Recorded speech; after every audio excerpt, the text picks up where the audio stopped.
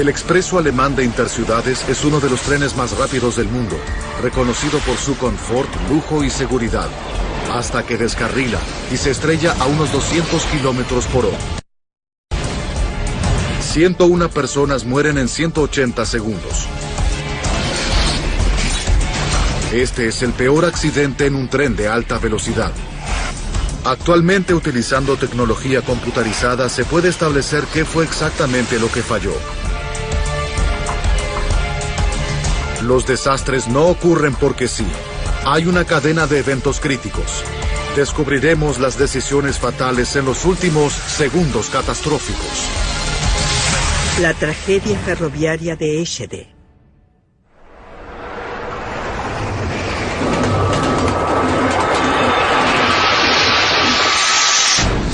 Europa, Alemania, Múnich, 3 de junio de 1998, 5:45 AM.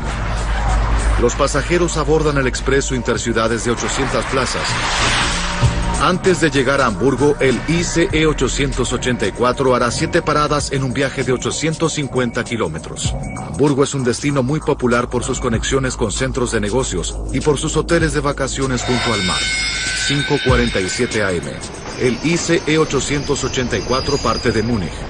12 vagones de lujo transportan a más de 400 pasajeros. El expreso interciudades es rápido, capaz de viajar a 250 kilómetros por hora. Dispone de avanzadas medidas de seguridad que incluyen coches hechos de aluminio fortificado y un sistema de monitoreo computarizado a bordo.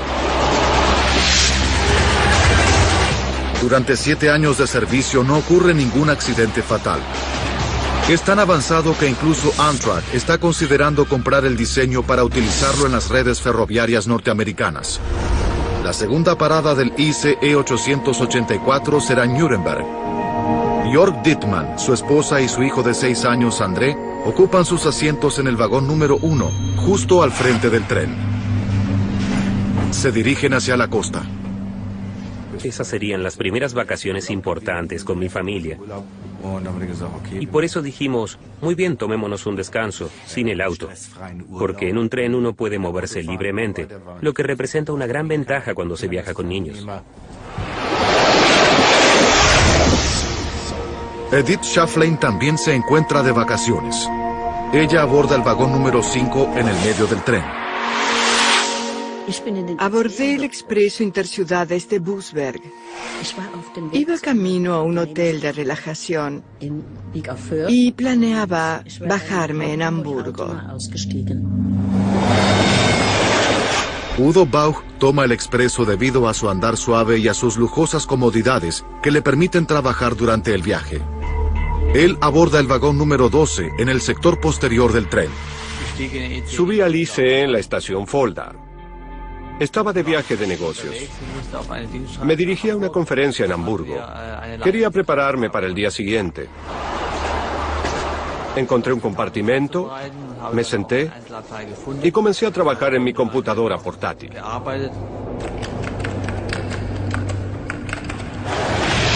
El tren alemán de alta velocidad ICE es un prestigioso proyecto de un país afamado por sus obras de ingeniería.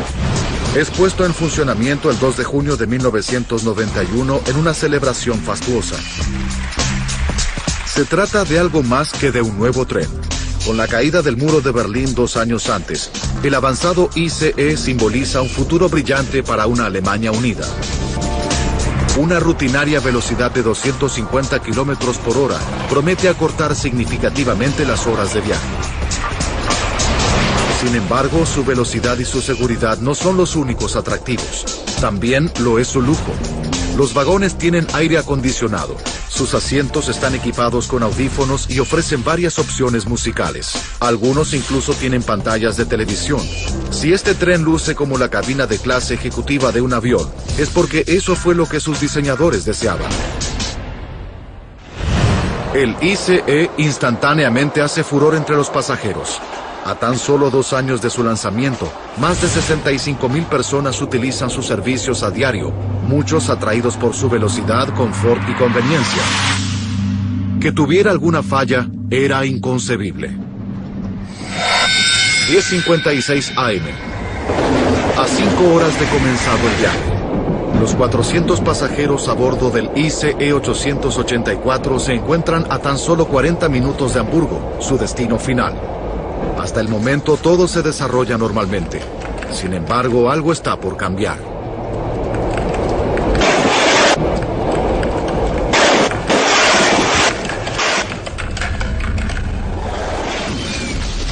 El estallido fue indescriptible. Lo único con lo que se me ocurre compararlo es con el trueno que produce un jet supersónico cuando atraviesa la barrera del sonido. Pero como si lo hiciera junto a tu oído. En ese momento una barra de metal pasó a través del apoyabrazos entre mi esposa y mi hijo. El enorme trozo de metal abre un hueco en el piso del vagón. Solo dije, salgan, salgan, abandonen el compartimento. Raus, raus, raus aus dem Abteil. En el resto del tren se escucha el estallido, pero nadie tiene idea de lo que ocurre en el vagón número 1. Edith Schafflein está en el vagón 5, en el medio del tren. De pronto hubo un ruido impresionante. La gente que se encontraba en el mismo vagón que yo se sobresaltó y se preguntaba qué ocurría. Pero de pronto volvió la calma. El tren continuó su recorrido tranquilamente. Por lo tanto, todos volvieron a su sitio.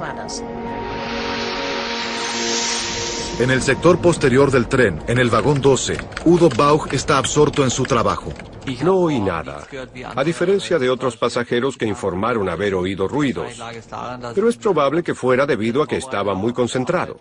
Estaba trabajando en mi computadora. 10:57 AM. El dañado tren aún continúa viajando a una velocidad de 200 kilómetros por hora a través del país, con una enorme barra de metal atravesada en el piso del vagón 1 y alojada entre dos asientos. Jörg Dittmann reacciona de inmediato. Guía a su esposa y a su hijo para dejar el vagón averiado y parte a alertar a la tripulación acerca del accidente. Hallé al personal del tren en el vagón 3. Llegar hasta él pareció una eternidad. Sentí como si tuviera que correr toda la longitud del tren. El trayecto se hizo interminable. Fue terrible. Sin embargo, el personal del tren le informa a Jörg que, de acuerdo a las normas de la compañía, él debe investigar el incidente antes de estar autorizado a activar los frenos de emergencia. Jörg lo acompaña hasta el vagón número 1 para inspeccionar los daños. Les toma un minuto llegar hasta allí. 10:58 AM. El ICE 884 con 400 pasajeros a bordo se aproxima a la ciudad de Eschede a unos 200 kilómetros por hora. En un minuto, el pueblo adormecido se convertirá en el sinónimo del peor accidente en la historia de los trenes de alta velocidad. Una de sus residentes, Erika Karl, se encuentra en su hogar con su esposo. Su casa se encuentra junto a un puente, a solo 20 metros de las vías del ferrocarril. Estaba sentada en la cocina con mi esposo, tomando café y conversando sobre algunos cambios que deseábamos hacer en el jardín. Era un lindo día de verano. No había indicación alguna sobre lo que ocurriría.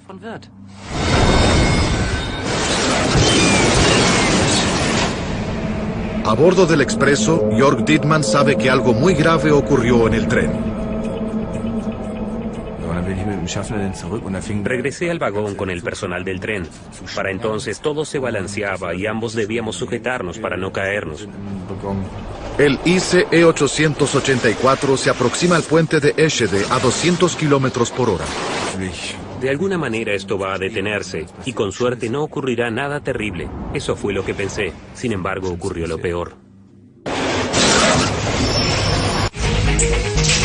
Un viaje de rutina en el expreso alemán de interciudades está a punto de convertirse en una tragedia. Sus 400 pasajeros no advierten que ocurre algo grave con el tren. Nadie, excepto un hombre. Jörg Dittmann está sentado con su familia en el vagón 1 cuando algo atraviesa el apoyabrazos. En este momento, él está intentando persuadir a un empleado para que detenga al tren. wieder geschlingert ist. Incluso cuando el tren comenzó a balancearse, él no mostró ninguna intención de accionar los frenos de emergencia. Su única preocupación era saber qué era lo que andaba mal. Llegamos al primer vagón, y cuando estaba a punto de indicarle el asiento dañado, algo pasó. El tren que viaja a una velocidad de 200 kilómetros por hora descarrila y se dirige a toda velocidad hacia el puente. 10:59 AM. Erika Carl y su esposo Dieter oyen el ruido. Mi esposo dijo, creo que un avión se estrelló.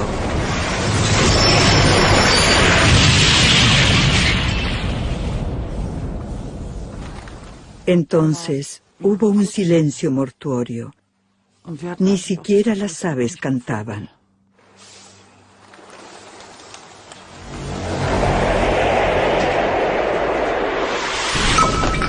Erika Carl, sin saberlo, sería la primera persona en la escena del accidente. Nuestra puerta tiene un panel de vidrio y eso nos permitió ver que el tren estaba justo frente a nuestra entrada. Entonces le dije a mi esposo, hay un ICE allí afuera. En la tranquilidad de Eschede, a solo 130 kilómetros de Hamburgo, estas son las fotografías que toma Erika Carl. Un vagón de 50 toneladas aterriza en su jardín. Sorprendentemente, el único daño que ocasiona en su casa es la rotura de un vidrio. Sin embargo, el daño en el tren es colosal. Hay más de 400 pasajeros en el tren accidentado. Jörg Dittmann se encuentra nuevamente cerca de su asiento en el vagón 1, al frente del tren. Miré al personal del tren que yacía en el piso y él me miró con su rostro ensangrentado. Ambos continuábamos mirándonos cuando preguntamos simultáneamente, ¿está usted bien? Increíblemente, el empleado del tren, Jörg y su familia solo sufren heridas superficiales. Y pueden abandonar el tren caminando. Sin embargo, más allá del primer vagón, Edith Schafflein y Udo Bauch se encuentran gravemente heridos, al igual que otras más de 100 personas. 11:05 AM, 6 minutos después del accidente. Mientras los servicios de emergencia llegan, comienza a distinguirse la enormidad del desastre. Las primeras noticias revelan que el puente de 300 toneladas que se encuentra sobre la calle colapsó. La devastación es abrumadora.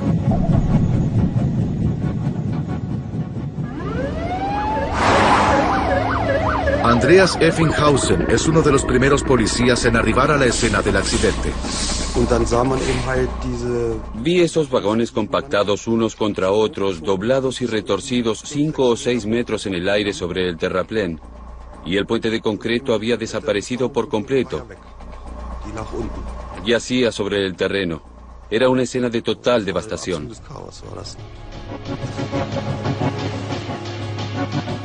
Ocho vagones del expreso se concentran en un área tan pequeña como el largo de un solo vagón. Cientos de personas aún se encuentran atrapadas en los restos. Udo Bauch, quien momentos antes preparaba una conferencia de negocios, ahora está gravemente herido. Estaba allí, con mi pierna paralizada, asustado y pensando que iba a morir. Andreas Effinghausen oye los pedidos de ayuda de Bauch, pero no puede sacarlo de entre los restos. Hice contacto con uno de los líderes del grupo.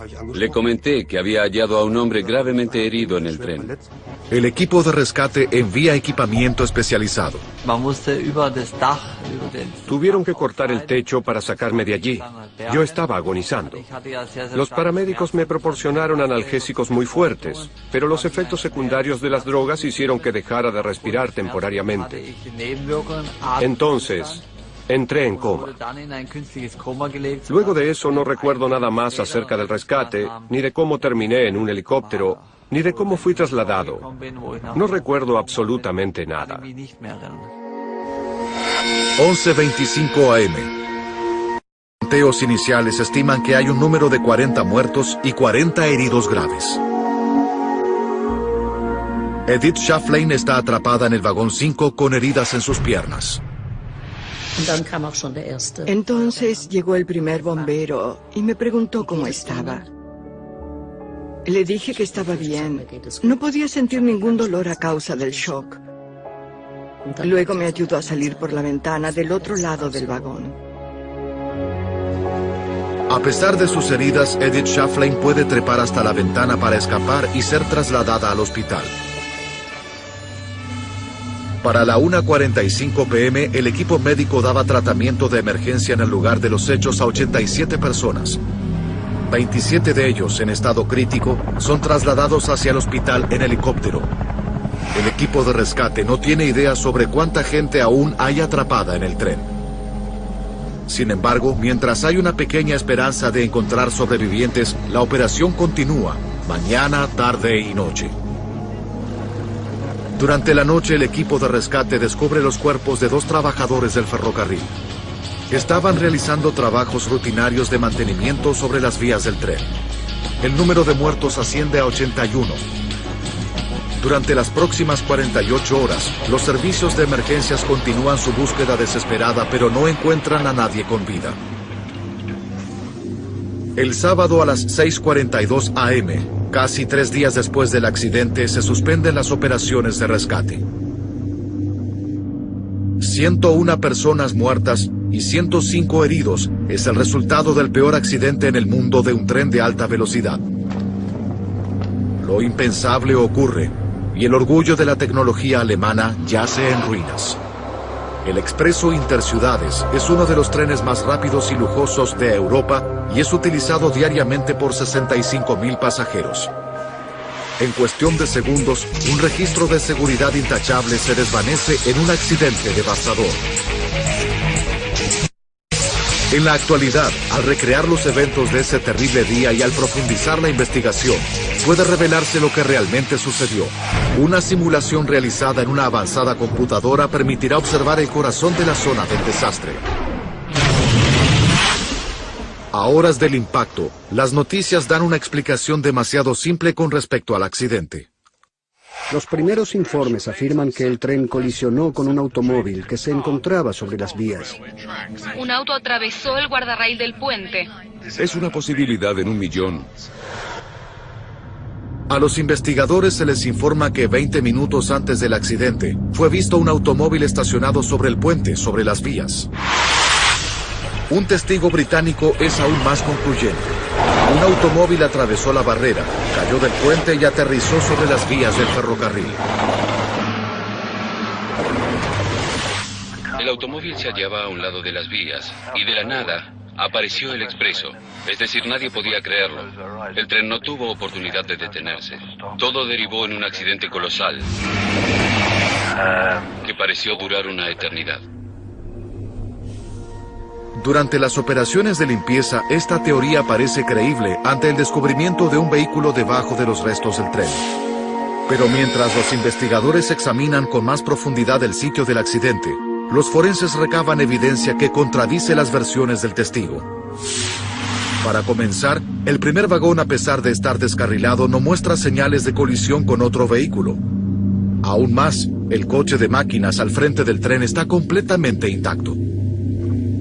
Los investigadores concluyen que si la causa del accidente fue otro vehículo, tendría que haber alguna evidencia en el frente del tren. Pero entonces, ¿cómo terminó ese automóvil debajo de los restos del expreso? El descubrimiento del registro del vehículo brinda la clave final. Jürgen Figer, quien luego llevaría adelante un proceso en los tribunales de Eschede, explica.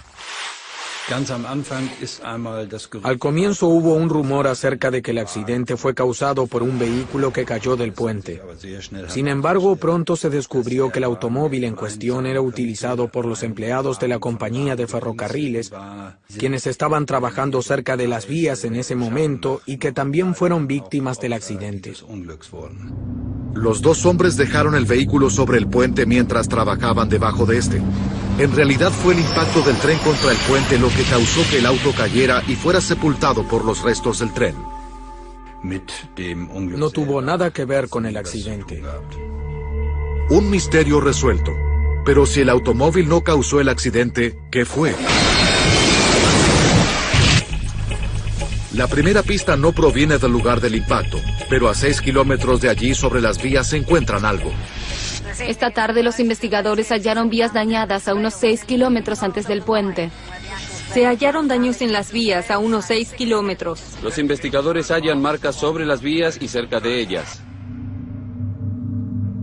¿Pudieron estas vías a unos 6 kilómetros del accidente estar vinculadas con las causas del desastre? En el vagón 1, los investigadores hacen un segundo descubrimiento que podría estar relacionado. Encuentran una pieza de acero alojada en el suelo del vagón. ¿De qué se trata exactamente y de dónde provino?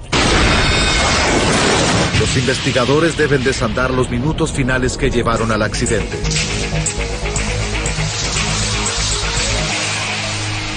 180 segundos antes del impacto. Jörg Dittmann está sentado con su familia en el vagón delantero. Mirábamos por la ventana y entonces oímos un estruendo increíble. Solo dije, salgan, salgan, abandonen el compartimento. El equipo de investigación encuentra que ese enorme trozo de metal que se introdujo en el compartimento de Jörg Dittmann es la misma pieza de metal que luego se encontró en el vagón 1. ¿De dónde proviene? El compartimento de Jörg Dittmann se encuentra directamente sobre las ruedas traseras del vagón 1. Un examen más detallado de las ruedas lleva a un descubrimiento asombroso. Una de ellas está seriamente dañada y su aro de acero completamente desprendido. Los investigadores concluyen que la pieza de metal atascada en el piso del vagón 1 se trata en realidad del aro dañado que se separó de la rueda y atravesó el piso del coche para terminar entre la esposa de Jörg y su hijo. Robert Lauby era director de la Junta de Seguridad Nacional de Transporte de Estados Unidos en el momento del accidente. Parte de la rueda que se rompió se enderezó y colgaba del coche. La rueda fue transportada en esa posición mientras el tren viajaba a la velocidad de 180 kilómetros por hora. Es el aro de la rueda lo que roza las vías y provoca chispas a causa del metal que arrastra durante casi 6 kilómetros hasta el sitio del accidente. Sin embargo, la pérdida de un aro no debió hacer que el expreso de tecnología avanzada se estrellara tan catastróficamente. Y dado que el tren viaja otros 6 kilómetros antes de descarrilar, algo más debió suceder para que esta falla mecánica se convirtiera en un desastre mayúsculo. El equipo ahora dirige su atención a las vías anteriores al puente de Eschede. Aquí encuentran evidencia crucial. Los daños a las vías indican que 200 metros antes del puente el tren descarrila. ¿Por qué lo hace aquí y no en el punto donde se desprende el aro, 6 kilómetros antes? El punto donde el tren descarrila es donde la vía secundaria se cruza con la principal. Hay 2 puntos que pueden desviar el tráfico de la vía principal a la secundaria. Para guiar a los trenes a través de estos puntos en forma segura, también hay guías conocidas como contracarriles. Los investigadores registran las vías en el punto de descarrilamiento y encuentran una pista crucial. Falta uno de los contracarriles. Una extensión de acero. Necesitan encontrarlo. Una búsqueda más exhaustiva no revela nada. Sin embargo, cuando examinan el interior de los restos del tren, descubren algo vital. Este es el vagón 1. Nuestras cámaras son las primeras en filmar dentro del tren desde las investigaciones. Hay láminas decoloradas y revistas por todos lados. Es como si el tiempo estuviera detenido en el 3 de junio de 1998 a las 10:59 am. Aquí se encuentra una respuesta. El daño en el compartimento en el cual viajaba Jörg Dittmann indica dónde se encuentra el aro desprendido, que rompió el piso del vagón y se alojó en el apoyabrazos. Pero a unos metros de allí, en el corredor, los investigadores hacen otro descubrimiento. Es el contracarriles perdido, que deja estos orificios en el piso y en el techo.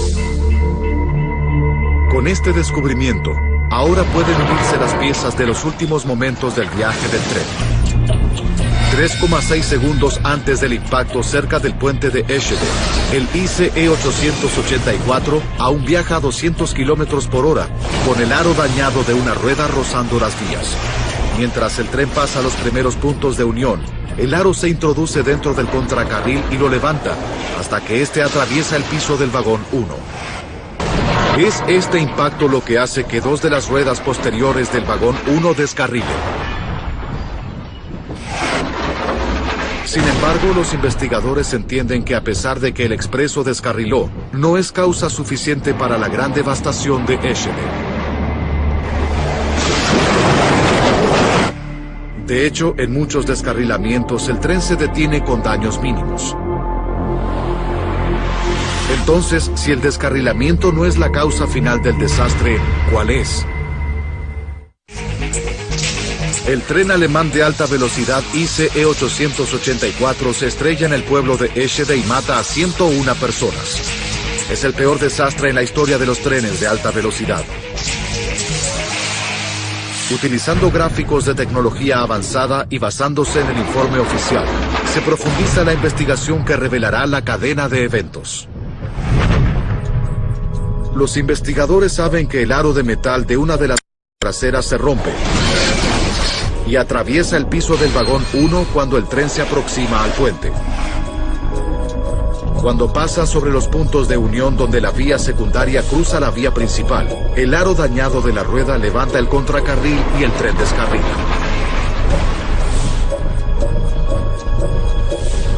Aún así, el tren debió detenerse sin problemas, pero la cadena fatal de eventos continúa.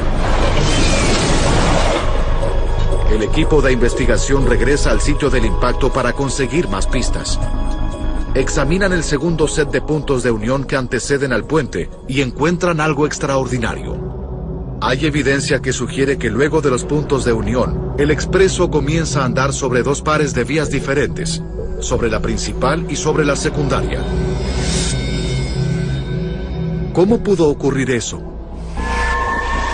El equipo deduce que 1,44 segundos antes del impacto, mientras el expreso pasa sobre el segundo set de puntos de unión, una de las dos ruedas descarriladas del vagón 1 choca contra los puntos y los fuerza a abrirse. Esto significa que el vagón que sigue al vagón 1 ahora está guiado hacia otro carril, al carril secundario en lugar del carril principal. Al coche de máquinas del frente, que aún viaja a 200 kilómetros por hora, lo sigue un vagón que desacelera mientras abandona el carril principal y descarrila. De este modo se rompe la conexión entre el coche de máquinas y el resto del tren. En este momento se accionan automáticamente los frenos de emergencia a lo largo del tren. Jörg Dittmann y el empleado del tren en el vagón 1 son lanzados por el aire. Antes de que pudiera reaccionar, hubo una sacudida muy brusca, como una explosión.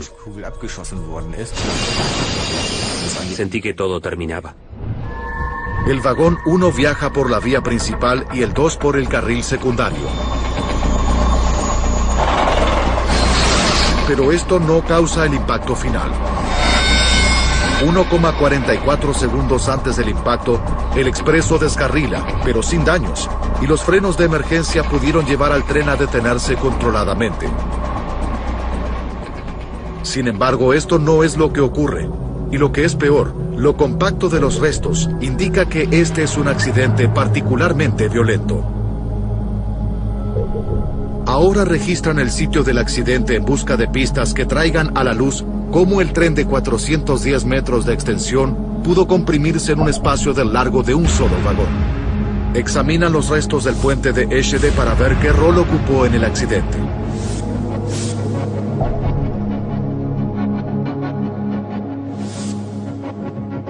El puente está apoyado sobre columnas de concreto que se encuentran a 2 metros de las vías.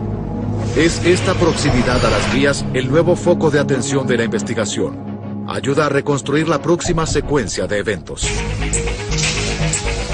Cerca de 3 minutos después de la rotura de la rueda, el expreso alcanza el puente de Eschede a una velocidad de 200 kilómetros por hora. El coche de máquinas y el vagón 1 y 2 pasan debajo del puente sin tocarlo. Pero el vagón 3 se abre en el descarrilamiento y se estrella contra las columnas. El ICE 884 colisiona contra el puente de Eschede. El vagón 3 se desvía a la vía muerta y se balancea hacia la derecha. En ese momento, impacta contra el soporte del puente y derrumba las columnas. Cuando el coche 3 destruye las columnas, el puente colapsa. El coche 4 alcanza a pasar el puente caído y se catapulta de las vías para estrellarse contra unos árboles cercanos. Mientras el coche 5 pasa bajo el puente colapsado, se estrella contra toneladas de concreto caído y la mitad posterior se destruye totalmente. Edith Schafflein viaja en la mitad anterior del coche 5. No hubo tiempo de pensar. Oí el estruendo y fui arrojada por el aire. Fui catapultada de izquierda a derecha. Vi que las ventanas se hacían añicos y que el tren se retorcía. Era imposible imaginar cómo podía destruirse de esa manera, totalmente destrozado.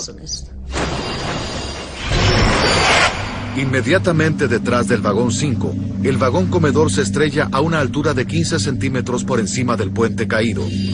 Los restos ahora bloquean el camino de los 6 vagones restantes y el sector posterior del coche de máquinas, que viaja a unos 200 kilómetros por hora, se estrella contra los restos. Udo Bauch está en el vagón de pasajeros número 12.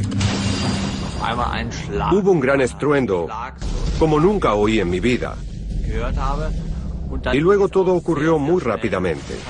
Volé dentro del compartimento, de izquierda a derecha, de arriba hacia abajo, hasta que aterricé agonizante. 101 personas mueren en el accidente de Eschede. Parece ser el resultado de una trágica cadena de eventos. Una rueda dañada, algunos puntos de unión, un puente. Todo combinado crea el mayor desastre en la historia de los trenes de alta velocidad. Si este es el caso, si se trata de un accidente en 1 millón, entonces la reputación del ICE como un tren seguro permanecerá intacta. Pero en la próxima etapa de investigaciones se hace un descubrimiento increíble que prueba que el accidente pudo ser evitado fácilmente.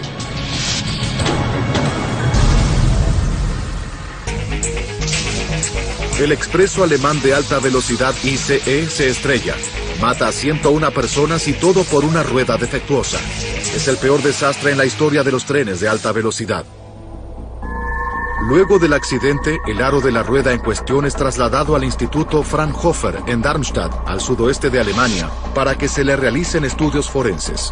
Los investigadores están particularmente interesados en las ruedas de este tren, porque son de un diseño nuevo, especialmente realizado para el ICE. 7 años antes, el 2 de junio de 1991, el ICE es puesto en funcionamiento.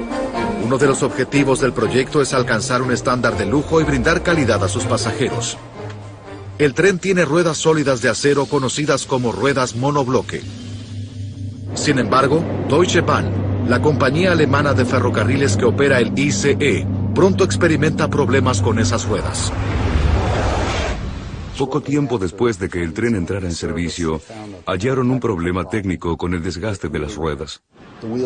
Las ruedas se desgastaban con un patrón extraño, y cuando esto sucedía, especialmente cuando el tren viajaba a alta velocidad, el ruido y la vibración se transmitían a los vagones de pasajeros.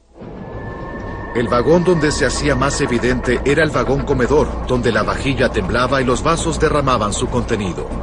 Era el tipo de imagen que Deutsche Bahn quería evitar. Para eliminar este temblor del restaurante, debía hacerse algo que mantuviera el nivel de reputación del ICE. El profesor Roderick Smith, experto mecánico de la Universidad Imperial de Londres, explica. ¿Qué pasos se debían tomar? Desde un cambio radical en el diseño de las vías mismas, lo cual claramente no era práctico, o un gran rediseño del vehículo. Algunos cambios en su suspensión, o algunos cambios en sus ruedas. La respuesta era obvia. La mayoría de la gente creyó que el cambio de la rueda fue la solución más económica. A 2 meses del lanzamiento del prestigioso ICE, bajo la presión de hallar una solución, Deutsche Bahn decide reemplazar sus ruedas monobloques originales con ruedas de 2 piezas. ¿Cómo mejoraría el andar del tren? Una rueda monobloque tradicional o rueda de una pieza se hace de una sola pieza sólida de acero. Pero la rueda de 2 piezas o duobloque posee una rueda interna rodeada por un aro externo. Entre ambas ruedas hay una goma, diseñada para absorber las vibraciones y brindar un andar más suave. El 31 de agosto de 1992, Deutsche Bahn aprueba las ruedas duobloque tipo 064 para su utilización en los trenes ICE. La nueva rueda instantáneamente mejora el andar y las tazas y los utensilios dejan de temblar y de tintinear en el coche comedor. La rueda tipo 064 parece ser inicialmente un gran éxito. Esto es así hasta que una de ellas falla y dispara la terrible cadena de eventos que causan el accidente en Eschede.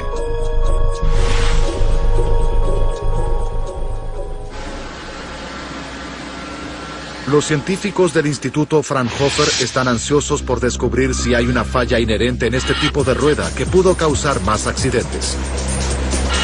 Utilizan sofisticados aparatos de testeo que simulan el desgaste total de la vida útil de la rueda en cuestión de días. Mientras examinan el aro dañado del tren de la tragedia de Eschede, hacen un descubrimiento alarmante. El aro de la rueda se fracturó debido a la fatiga del material.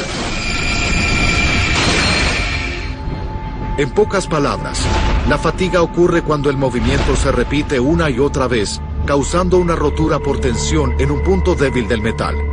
Hay ejemplos de estos sucesos diariamente. Este clip es un buen ejemplo. Si se dobla repetidamente, un pequeño número de veces, puede romperse fácilmente. Esto es lo que sucedió en el interior del aro de la rueda dañada en el accidente de Eschede.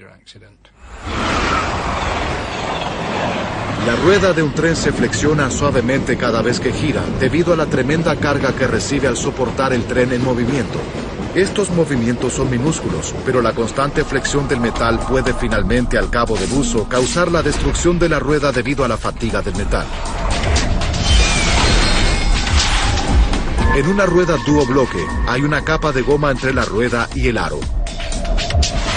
La goma suave permite que el aro externo se flexione mucho más que en una rueda monobloque. Como el aro separado se desgasta a través del uso, la flexión se incrementa.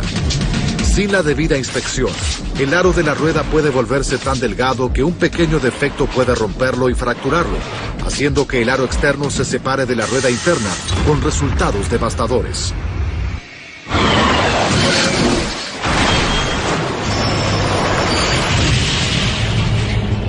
En el caso del ICE 884, esto es exactamente lo que ocurre.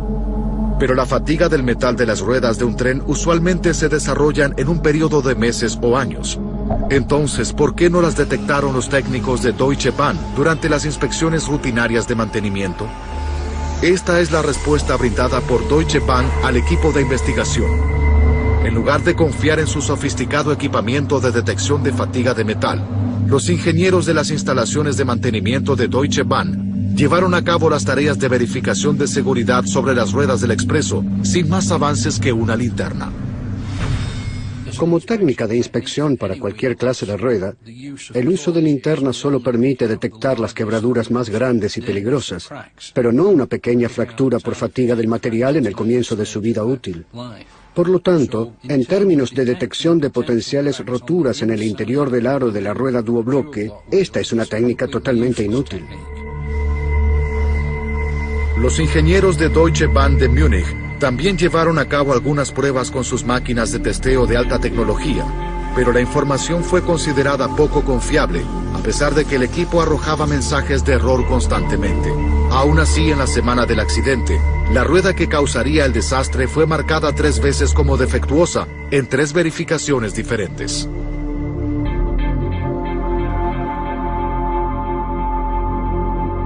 Cuando los investigadores bajan los informes de mantenimiento del tren de la computadora de a bordo, hacen otro descubrimiento asombroso. Encuentran que desde el mes de abril, 2 meses antes del accidente, los inspectores y otros empleados del tren reciben 8 quejas diferentes acerca de ruidos y vibraciones inusuales provenientes del carro que lleva la rueda defectuosa. Deutsche Bahn no reemplaza la rueda.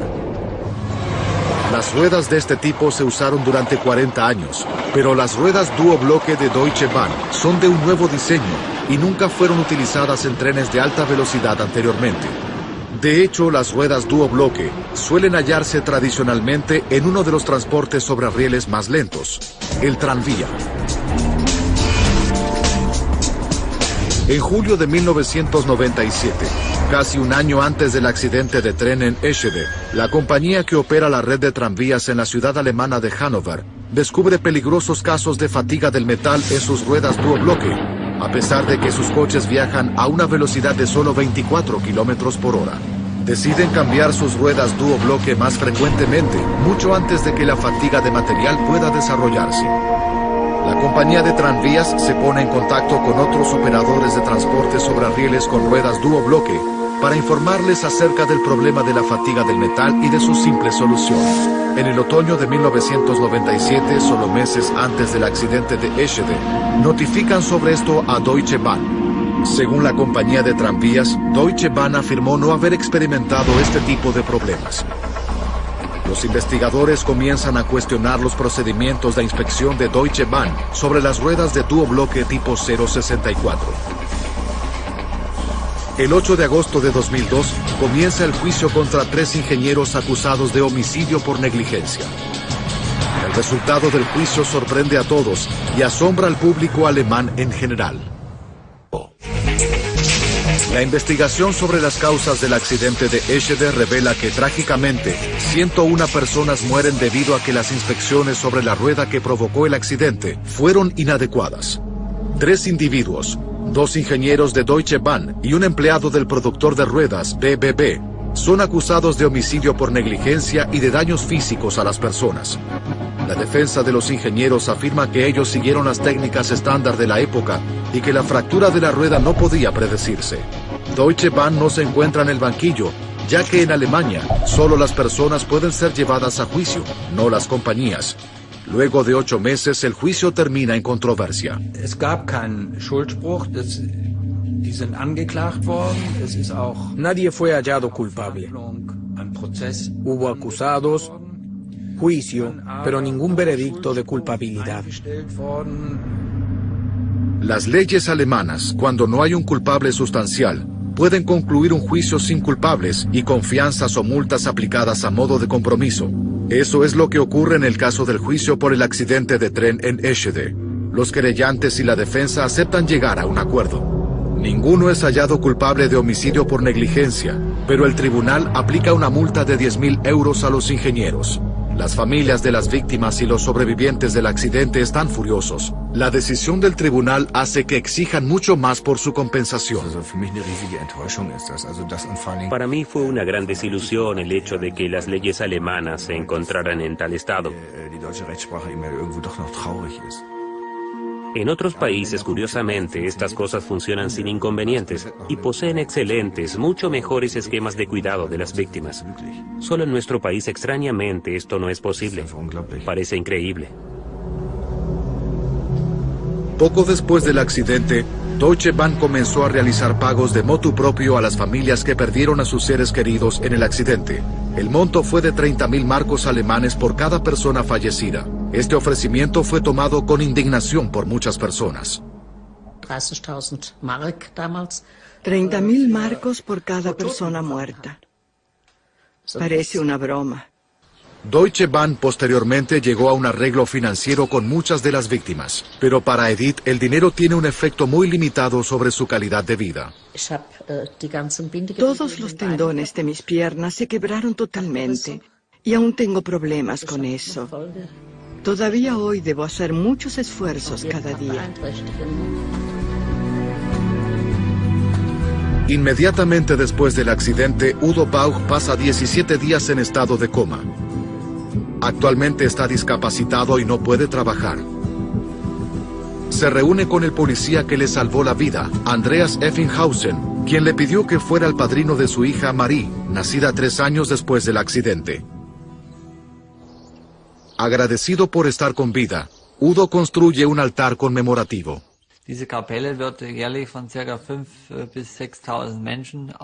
Esta capilla recibe entre 5.000 y 6.000 visitantes por año, y es muy popular. Muchas personas rezan sus plegarias por las víctimas del accidente de Eschede. Y esa es suficiente prueba para mí de que construir este altar con fondos propios fue lo correcto.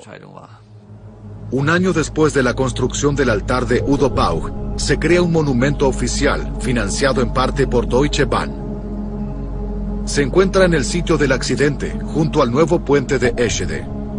Un recordatorio de esa terrible mañana de verano, cuando una extraordinaria cadena de eventos toma lugar.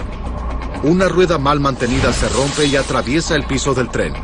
Levanta el contracarriles, provoca el desvío del ICE 884 de su carril, mientras cruza los puntos de unión de los carriles y dispara el peor desastre en la historia de los trenes de alta velocidad. Actualmente, Deutsche Bahn reemplazó todas las ruedas duobloque tipo 064 por las tradicionales ruedas monobloque e insiste en que las ruedas y las inspecciones cumplían con los estándares requeridos de la época y que los ingenieros no podían predecir la fractura de la rueda. En noviembre de 2002, Deutsche Bahn asegura haber pagado 25 millones de euros en compensación a los familiares de las víctimas y a los sobrevivientes del accidente. Desde la colocación de las ruedas monobloque, los trenes ICE de Deutsche Bahn recorrieron millones de kilómetros anuales sin problemas, y la popularidad de los viajes en transportes de alta velocidad sobre rieles a través del mundo continúa en ascenso.